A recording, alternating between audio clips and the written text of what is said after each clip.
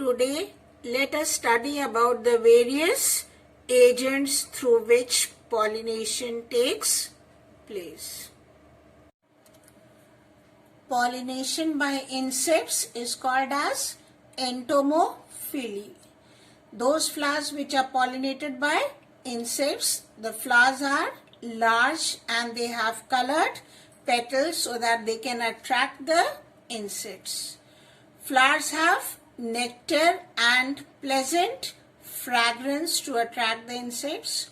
Pollen grains are sticky and can easily stick to the body of the insects. Here in the diagram you can see the bee visiting the flower and pollen grains stick on its body.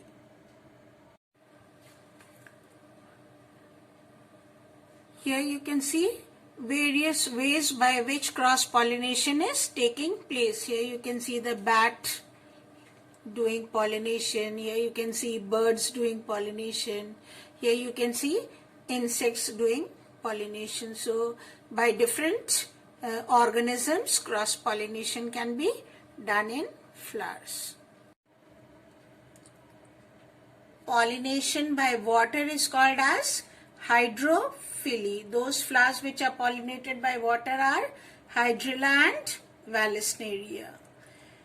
Dioecious plants are those plants where male and female flowers are present on different plants like Hydrilla. Monoecious is when male and female flowers are present on the same plant.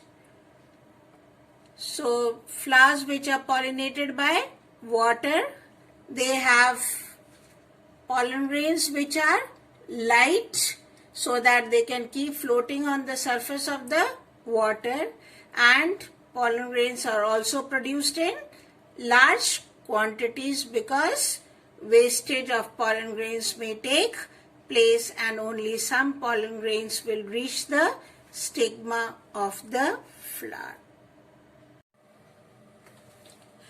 Here you can see wind pollinated flowers. The anthers are hanging out from the flower, you can see here, and the stigma is feathery. Stigma is feathery so that it can receive the pollen grains which are floating in the air. So here you can see the anthers. These are the anthers, and here also you can see the feathery stigma. So pollen grains from the anther will go and fall on stigma of another flower and pollination will take place.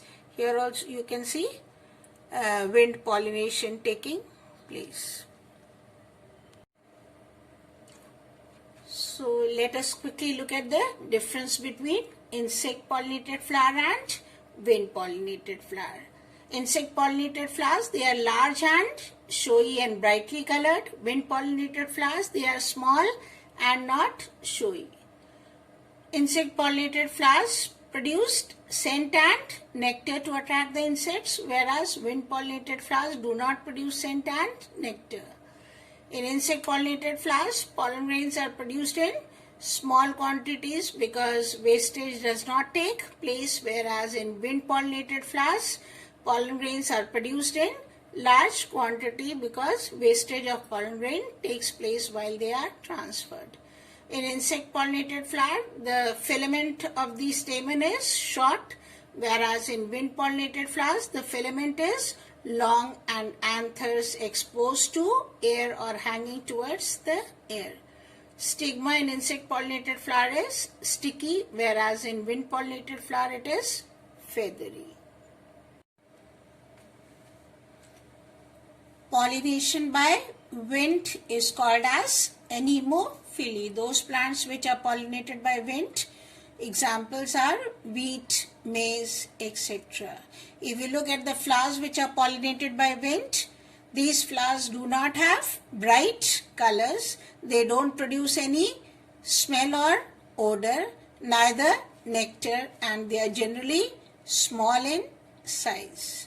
The stamens and stigma are exposed to air currents. They keep hanging outside so that the wind may carry the pollen grains and the stigma may receive them. Then the pollen grains which are produced, they are in large quantity because wastage of pollen grain takes place when pollen grains are transferred from one flower to another flower with the help of wind. The pollen grains are smooth, light and easily airborne. Light so that they can be easily carried by wind. And the stigma is feathery in order to catch the pollen grains from the wind. Here you can see pollination taking place in Hydrilla. They are dioecious plants, that is male plants and female plants are separate. This is a male plant and this is a female plant. In the male plant you can see the anthers, and these anthers are producing lot of pollen grains, and these pollen grains come on the surface and keep floating on the surface of water.